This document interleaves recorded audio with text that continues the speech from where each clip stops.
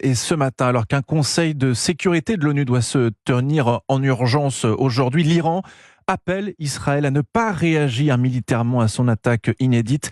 L'affaire peut être considérée comme close après cette vengeance, a annoncé la mission iranienne à l'ONU.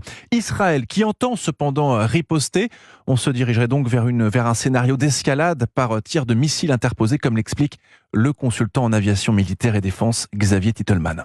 La vraie question qui se pose désormais, c'est la capacité d'Israël à intercepter tous ces missiles et tous ces drones qui lui arrivent dessus.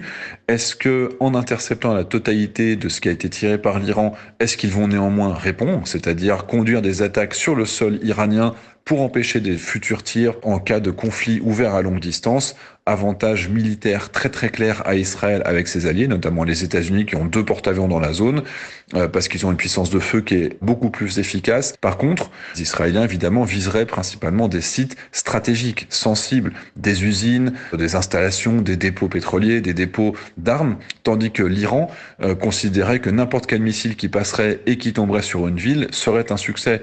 Et donc logiquement, il y a un grand risque pour les civils israéliens, voire même sur les civils qui sont entre ces deux pays, puisqu'on peut toujours imaginer des retombées de missiles qui auraient été interceptés ou qui auraient dysfonctionné. Des propos recueillis par Wilfried de Villers pour Europe 1.